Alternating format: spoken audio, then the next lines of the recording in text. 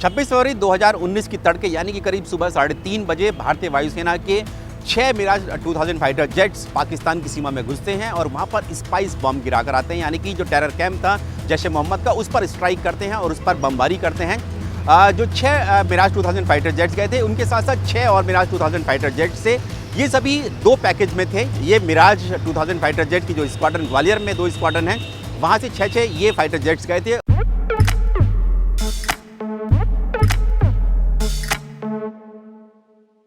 इनमें से जो 6 फाइटर जेट से वो दरअसल पाकिस्तान की सीमा में दाखिल हुए थे और उन्होंने उनमें से 5 ने जो बमबारी की थी। एक जो मिराज 2000 फाइटर जेट था उसका जो निशाना था वो चूक गया था और बालाकोट के करीब में जो जंगल है टेरर कैंप के करीब, वहाँ पर जाकर गिरा था। लेकिन जो 4 बॉम्ब थे, स्पाइस बॉम्ब थे, जो कि प्रिसिशन म्यूनिशन था, वो जाकर सीधा इस टेरर कैंप पे जाकर गिरा था, जिसमें उस वक्त बताया जा रहा था कि 300 के करीब आतंकी मौजूद थे, कमांडर्स मौजूद थे और इंस्ट्रक्टर्स मौजूद थे।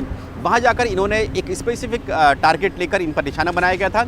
ये जो स्पाइस 2000 बॉम्ब्स थे, ये दरअसल भारतीय वायुसेना ने इजराइल से लिए थे। करीब 1000 किलो का ये एक बम होता है और ये जो बम होता है इसमें करीब 100 किलो के करीब 90 से 100 किलो के करीब जो है बारूद होता है। बाकी जो होता है इस जो बम होता है, इसका खोल जो होता है उसका ये वेट होता है। तो अगर किसी बड़ी इमारत में टारगेट करना होता है, अंदर जाके इसको स्ट्राइक करना होता है, तो ये छत से या फिर किसी बिल्डिंग की दीवार में ये घुसता है सीधा जाके, और ये जब छेद करके होल करके अंदर घुसता है और उसके बाद फिर वहाँ जाके फट जाता है और ये अंदर ही पूरा जो है एक्सप्लोड करता है, जिससे जो अंदर लोग मौजूद होते हैं और जो डिस्ट्रक्शन होता है वो किसी भी बिल्डिंग के अंदर होता है। बाहर बहुत कम दिखाई देता है, सिर्फ बाहर एक होल दिखाई देता है जिसमें से ये अंदर दाखिल होता है। इस बम से हमला किया गया था। इसके बाद आपको ये भी बता दें कि इस हमले के बाद पाकिस्तानी वायुसेना ने एक हमला करने की कोशिश की थी भारत के सैन्य ठिकानों पर अगले दिन, यानी 27 फरवरी को। उसको भारतीय वायुसेना ने नाकाम कर दिया था। उसके बाद करीब 1 साल हो चुका है इस एयर स्ट्राइक को, और इसके बाद ये हुआ है कि पाकिस्तान जो है वो अब जो आतंकवाद है और जो भारत पर आतंकी हमले करने की कोशिश करता था, उसमें काफ़ी कमी आई है। जम्मू कश्मीर में भी हमने देखा है कि कोई बड़ा आतंकी हमला नहीं हुआ। पुलवामा हमला बालाकोट एयर स्ट्राइक के बाद नहीं हुआ। खुद रक्षा मंत्री और भारत सरकार का मानना है कि इस एयर स्ट्राइक से जो पाकिस्तान जो आतंकवाद को एक हथियार के तौर पर भारत के खिलाफ इस्तेमाल करता था, वो अब इस्तेमाल नहीं कर पाएगा या फिर उसमें बहुत कमी आ जाएगी। और ख़ास बात ये भी कि भारत के लिए गैर पारंपरिक युद्ध यानी कि नॉन कन्वेंशनल वॉर में पहली बार भारतीय वायुसेना का इस्तेमाल किया गया था, क्योंकि उरी हमले के बाद 2016 में भारतीय सेना की स्पेशल फोर्स के पैरा कमांडोज ने सर्जिकल स्ट्राइक की थी, LOC पार करके की थी। वो थल सेना के कमांडोज थे, लेकिन पहली बार इस तरह से दुनिया भर में ये एक बड़ा एग्जाम्पल माना जाता है कि किस तरह से वायुसेना का इस्तेमाल भी किया जा सकता है गैर पारंपरिक युद्ध, यानी कि नो पीस नो वॉर की सिचुएशन जब होगी, तब किस तरह से वायुसेना अटैक कर सकती हैं टेररिस्ट और टेररिस्ट कैंप्स के अगेंस्ट में, टेररिस्ट ऑर्गेनाइजेशन के अगेंस्ट में। उसका ये नमूना हमें देखने को मिला। इससे भारतीय वायुसेना की ताकत में और भारत की जो छवि है उसमें काफ़ी ज़्यादा सुधार हुआ है, क्योंकि अभी तक ये माना जाता था कि भारत जो है आतंकवाद के खिलाफ कोई बड़ा प्रहार नहीं करता है, लेकिन पहले सर्जिकल स्ट्राइक और फिर ये बालाकोट एयर स्ट्राइक जो की गई, उससे कहीं ना कहीं ये बात सामने आई कि भारत भी तैयार है आतंकवाद के खिलाफ लड़ने के लिए, और जो वैश्विक शांति के खिलाफ, खासतौर से जो ग्लोबल टेररिज्म है वो उसके खिलाफ लड़ने के लिए भारत तैयार है। और उसी का नमूना था कि ये एयर स्ट्राइक हुई। उसके बाद पाकिस्तान ने बहुत कोशिश की, लेकिन पाकिस्तान की तरफ से कोई बड़ा हमने देखा कि पाकिस्तान ने साफ तौर से हालांकि मना किया था कि उसका इस पुलवामा हमले में कोई हाथ नहीं था। करीब 3 महीने तक पाकिस्तान की जो एयर स्पेस थी वो डर के मारे बंद रखी गई, यानी कि कोई सिविल मूवमेंट भी नहीं हुआ किसी फ्लाइट्स का। इतना डर इस बालाकोट एयर स्ट्राइक के बाद हो गया था।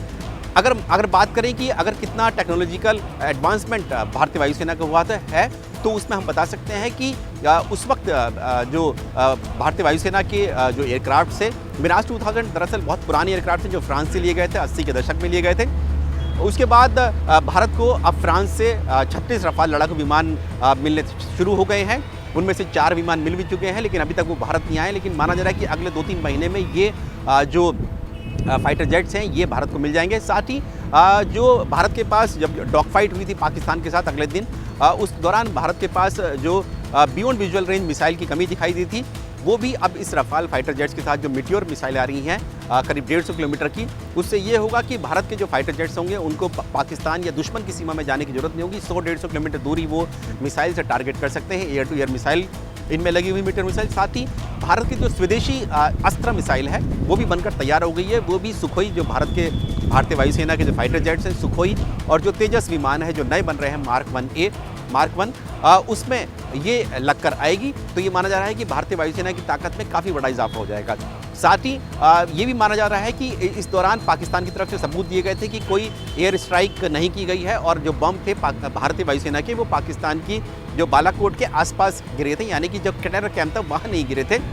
लेकिन अब भारतीय वायुसेना के पास क्रिस्टल मेज़ बॉम्ब्स भी आ गए हैं। उनसे ऐसा होगा कि अगर उन क्रिस्टल मेज़ जो बॉम्ब्स हैं उनसे अगर एयर स्ट्राइक की जाती है, उनसे कोई हमला किया जाता है, तो उसकी जो वीडियोग्राफी है, वो फोटोग्राफ्स है, वो भी वायुसेना को मिल सकती है। यानी कि जो सबूत की बात है कि सर्जिकल स्ट्राइक या बालाकोट एयर स्ट्राइक के सबूत मिलने की बात है, तो अब ये माना जा रहा है कि अगली अगर एयर स्ट्राइक हुई तो वो भी भारत और भारतीय वायुसेना के पास होगी।